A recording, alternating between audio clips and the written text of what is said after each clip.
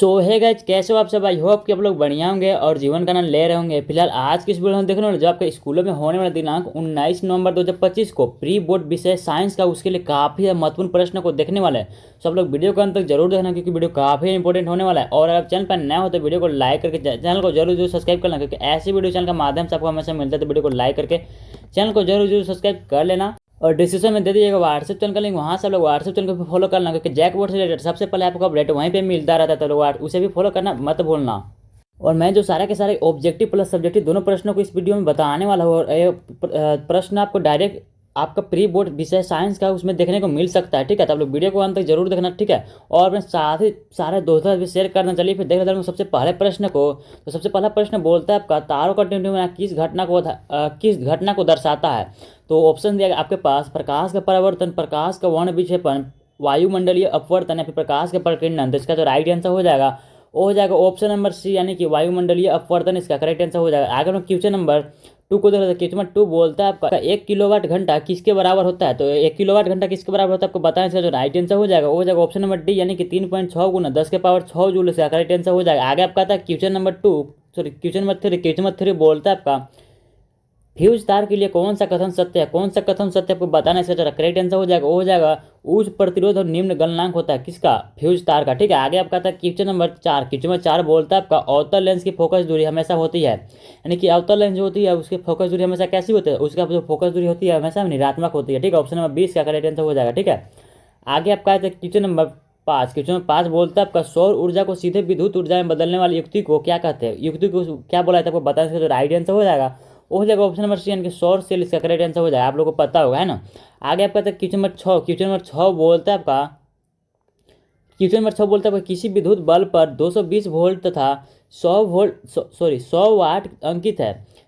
जब इसे 10 वोल्ट पर प्रचालित करते हैं तब इसके द्वारा उपभोक्त शक्ति कितनी होगी। उपभोक्त शक्ति आपसे पूछ रहा है। ठीक है, तो इसका करेक्ट आंसर हो जाएगा। वैसे तो क्वेश्चन इंपॉर्टेंट है नहीं लेकिन इसका जो करेक्ट आंसर हो जाएगा वो हो जाएगा ऑप्शन नंबर डी 25 वाट। ठीक है, आप लोग इसे नहीं भी याद करोगे तो चलेगा। ठीक है, आगे आपका था क्वेश्चन नंबर 7 बोलता है आपका इंद्रधनुष का बनना प्रकाश की किस घटना पर आधारित है। तो किस घटना पर आधारित आपको बताएं इसका जो करेक्ट आंसर हो जाएगा वो हो जाएगा ऑप्शन नंबर सी यानी कि वर्ण विक्षेपण पर आधारित है इंद्रधनुष का बनना। ठीक है, क्वेश्चन नंबर 8 बोलता है आपका लघुपतन के समय परिपथ में विद्युत धारा का मान कैसा होता है। लघुपतन के समय परिपथ में विद्युत धारा का जो मान होता है वो बहुत अधिक बढ़ जाता है तभी आपका लघुपतन होता है। ठीक है, यानी कि ऑप्शन नंबर सी इसका करेक्ट आंसर हो जाएगा। आगे आपका था क्वेश्चन नंबर 9 बोलता है आपका विद्युत क्षेत्र रेखाओं की दिशा क्या होती है।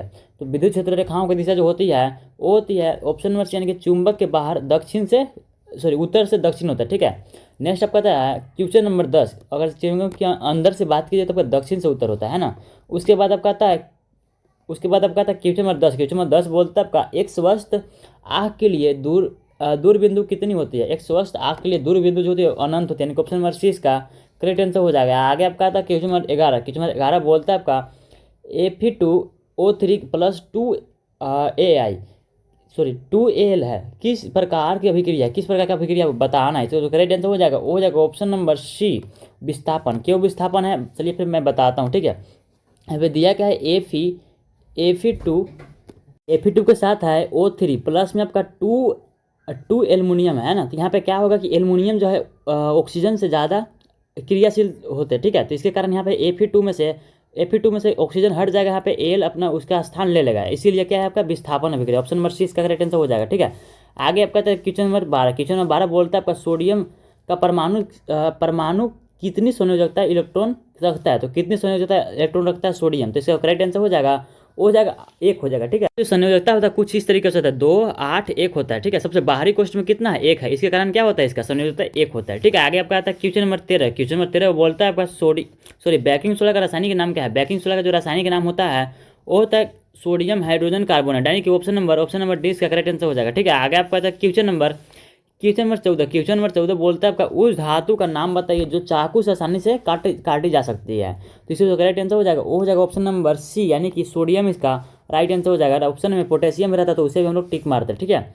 आगे आपका आता है बोलता है पीएच स्केल पर पीएच मान 7 से कम होने पर क्या कहलाता है। जब आपका 7 से अगर पीएच मान कम हो, ठीक है, क्या हो 7 से कम हो तो ये जो कहलाएगा आपका अम्ल कहलाता है। ठीक है, यानी कि ऑप्शन नंबर देख सकते हो बी में दिया गया अम्लीय। ठीक है, आगे आपका आता है क्वेश्चन नंबर 16, क्वेश्चन नंबर 16 बोलता है आपका एल्काइन श्रेणी का सामान्य सूत्र क्या है। एल्काइन का पूछ रहा है, ठीक है। एल्काइन यानी कि जिसमें से दो घटता है, यानी कि ऑप्शन नंबर सी इसका करेक्ट आंसर हो जाएगा, ठीक है। आगे आपका था क्वेश्चन नंबर 17। तो अभी तक आप लोगों ने वीडियो को लाइक करना, तो फिर वीडियो को लाइक कर देना और चैनल को सब्सक्राइब करना मत भूलना, क्योंकि ऐसे वीडियो चैनल के माध्यम से आपको हमेशा मिलता है। तो वीडियो को लाइक करके चैनल को जरूर सब्सक्राइब कर देना, ठीक है। और जितने भी क्वेश्चन बताया जा रहा है सारे के सारे क्वेश्चन बहुत ही ज़्यादा इंपॉर्टेंट है आपके फाइनल एग्जाम के लिए भी और आपका प्री बोर्ड जो होने वाला है उसके लिए भी, ठीक है। तो लोग वीडियो को अंत तक जरूर देखना।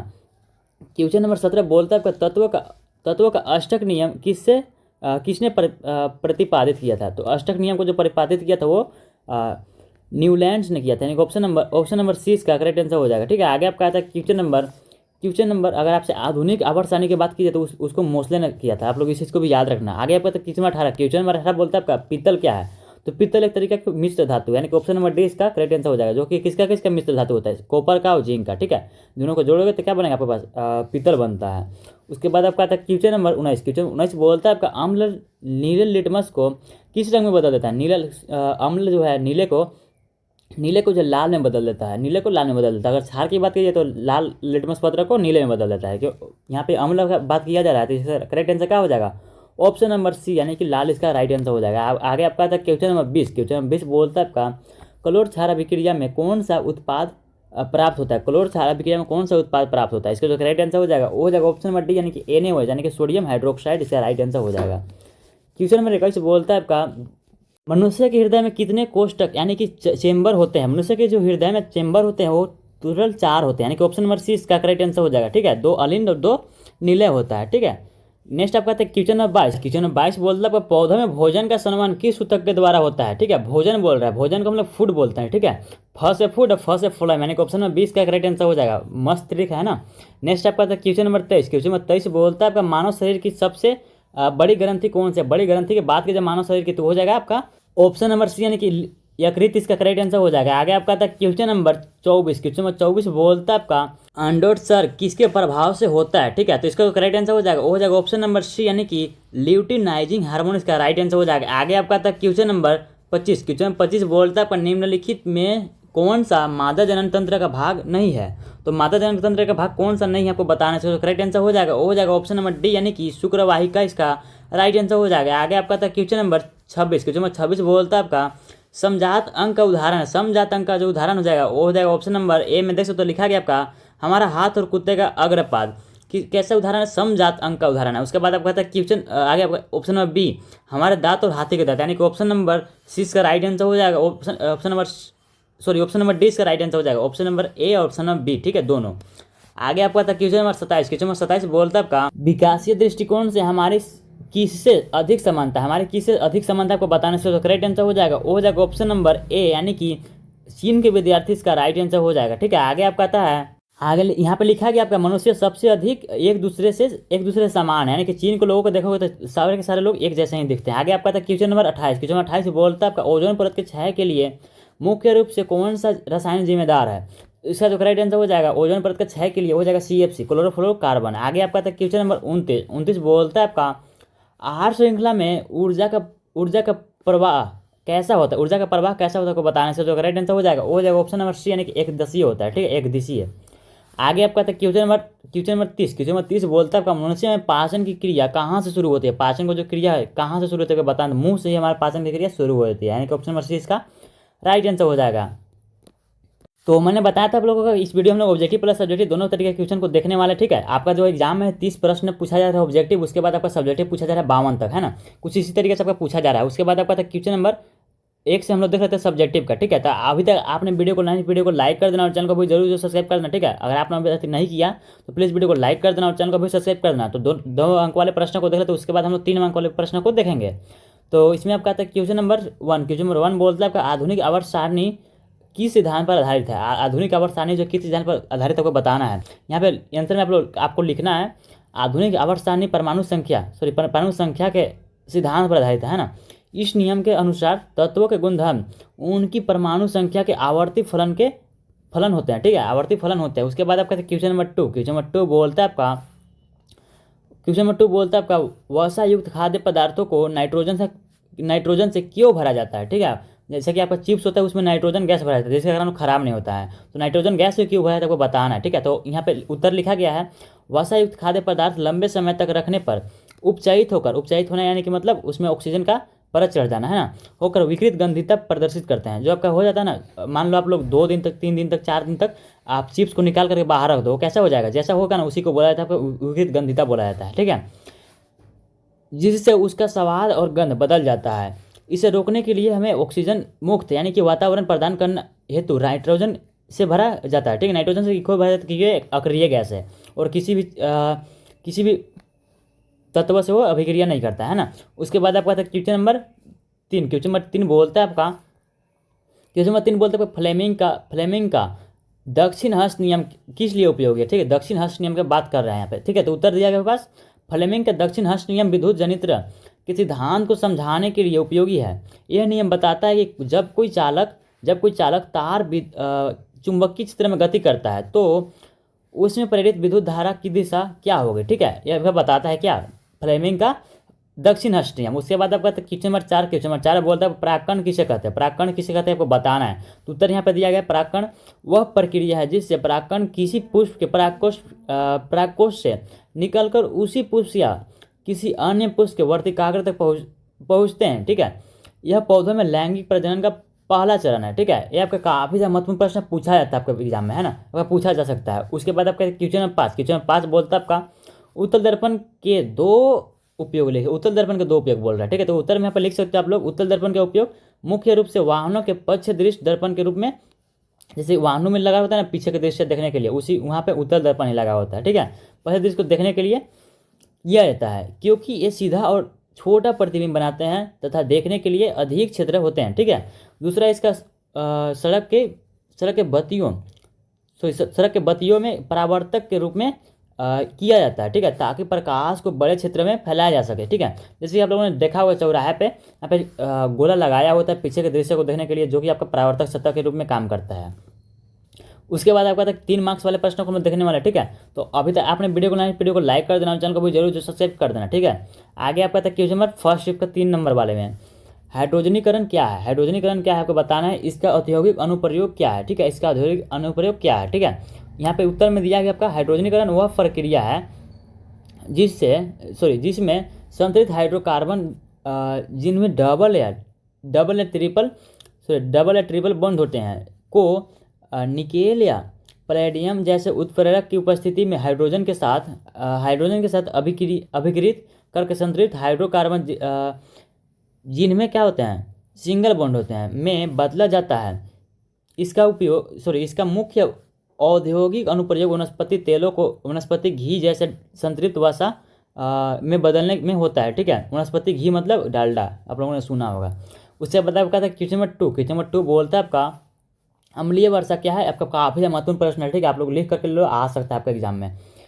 यहाँ पे बोलता है आपका अम्लीय वर्षा क्या है, इसके 2 हानिकारक प्रभाव लिखे, अम्लीय वर्षा के 2 हानिकारक प्रभाव लिखना है। उसके बाद ठीक है, यहाँ पे उसके बाद हम लोग उत्तर को देख लेते हैं। यहाँ पे उत्तर लिखा गया आपका अम्लीय वर्षा तब होती है जब जीवाश्म ईंधन के जलने से उत्पन्न होने वाले सल्फर डाइऑक्साइड यानी कि SO2 और नाइट्रोजन डाइऑक्साइड यानी कि NO2 जैसी गैसें वायुमंडल में जल वाष्प से मिलकर सल्फ्यूरिक अम्ल और नाइट्रिक अम्ल बनाती है, जो वर्षा के साथ पृथ्वी पर गिरते हैं, ठीक है। हानिकारक प्रभाव इसका क्या है आपको बताना था, है ना। यहाँ पे 2 हानिकारक प्रभाव बताना था। पहला है आपका यह जलीय जीवों को नुकसान पहुंचाती है क्योंकि यह नदियों और झीलों में पानी को अम्लीय बना देता है। उसके बाद यहाँ पर दूसरा यहाँ पर दिया गया आपका यह ऐतिहासिक इमारतों जैसे कि ताजमहल और मूर्तियों को संसारित करती है जिससे वे खराब होने लगती है, ठीक है। यहाँ पे ताजमहल का भी कलर बदल रहा है, किसके कारण, अम्लीय वर्षा के कारण है ना। उसके बाद आपका क्वेश्चन नंबर 3 बोलता है कि मानव मस्तिष्क के कोई 3 मुख्य कारण लिखिए, ठीक है। मानव मस्तिष्क के कोई 3 मुख्य कारण लिखना है। यहाँ पे उत्तर दिया गया पास मानव मस्तिष्क केंद्रीय तंत्रिका तंत्र का मुख्य अंग है, ठीक है, केंद्रीय तंत्रिका तंत्र का मुख्य अंग है और इसके कई महत्वपूर्ण कार्य यहाँ पे। पहला दिया गया आपका यह शरीर के सभी ऐच्छिक क्रियाओं को नियंत्रित करता है जैसे कि चलना, बोलना, पढ़ना, ठीक है। आप लोग कई हजारों यहाँ पे एग्जाम्पल दे सकते हो। यहाँ पे आगे लिखा गया यह सोचने, समझने, याद रखने, स्मरण और निर्णय लेने जैसी जटिल संज्ञानात्मक की प्रक्रियाओं को केंद्र है, ठीक है।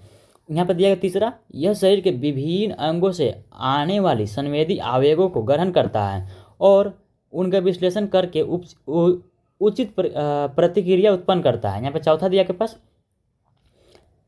गया आपके पास क्वेश्चन नंबर 4, प्रिज्म से प्रकाश के अपवर्तन की घटना का वर्णन करें। ठीक है, प्रिज्म से प्रकाश के अपवर्तन की घटना को वर्णन करना है। ठीक है, यहाँ पे उत्तर दिया गया पास, जब कोई श्वेत प्रकाश की किरण प्रिज्म के एक फलक पर पड़ती है तो यह अपवर्तित होकर अपने मार्ग से विचलित हो जाती है। प्रिज्म के अंदर अलग अलग तरंगदैर्घ्य के कारण प्रकाश के सभी 7 रंग, यानी कि 7 रंग कौन कौन सा होता है? वॉयलेट, इंडिगो, यहाँ पे ब्लू, उसके बाद यहाँ पे क्या आता है? जी से आपका आता है ग्रीन, येलो, ऑरेंज, रेड। ठीक है, अलग अलग गति से चलते हैं, जिससे वे अलग अलग कोनों पर मुड़ते हैं। जब यह प्रकाश प्रिज्म के दूसरे फलक से बाहर निकलता है तो वह अपने 7 रंगों की पट्टिका में बढ़ जाता है। इस घटना को वर्ण विक्षेपण कहते हैं। ठीक है, पट्टिका यानी कि स्पेक्ट्रम आप लोगों ने सुना होगा, है ना। यहाँ पे आता है क्वेश्चन नंबर 5 बोलता है आपका हमारा लास्ट प्रश्न होने वाला है, उत्पादक और उपभोक्ता में क्या अंतर है? उत्पादक और उपभोक्ता में क्या अंतर को बताना है, प्रत्येक का एक एक उदाहरण भी देना है। ठीक है, यहाँ पे उत्तर दिया गया पास, उत्पादक वे जीव होते हैं जो प्रकाश संश्लेषण प्रक्रिया द्वारा अपना भोजन स्वयं बनाते हैं। वे खाद्य श्रृंखला के पहले स्तर पर होते हैं। ठीक है, और ऊर्जा का उत्पादन करते हैं। ठीक है, आपका काफ़ी महत्वपूर्ण प्रश्न है भी। ठीक है, ऊर्जा का उत्पादन करते हैं। ठीक है, उदाहरण सभी हरे पौधे। दूसरी ओर उपभोक्ता वे जीव होते हैं जो अपने भोजन के लिए प्रत्यक्ष अप्रत्यक्ष रूप से उत्पादकों पर निर्भर रहते हैं। ये भोजन ग्रहण करके ऊर्जा प्राप्त करते हैं, जैसे कि आपका मनुष्य हो गया, जानवर हो गया, कीट पतंगे हो गए। तो ये था आप लोगों का जो कि आपका होने वाला है प्री बोर्ड एग्जाम, उसके लिए काफ़ी महत्वपूर्ण प्रश्न। आई होप कि आप लोगों को वीडियो पसंद को लाइक कर देना और चैनल को सब्सक्राइब करना मत भूलना। मिलते हैं किसी नेक्स्ट वीडियो, तब तक के लिए बाय बाय।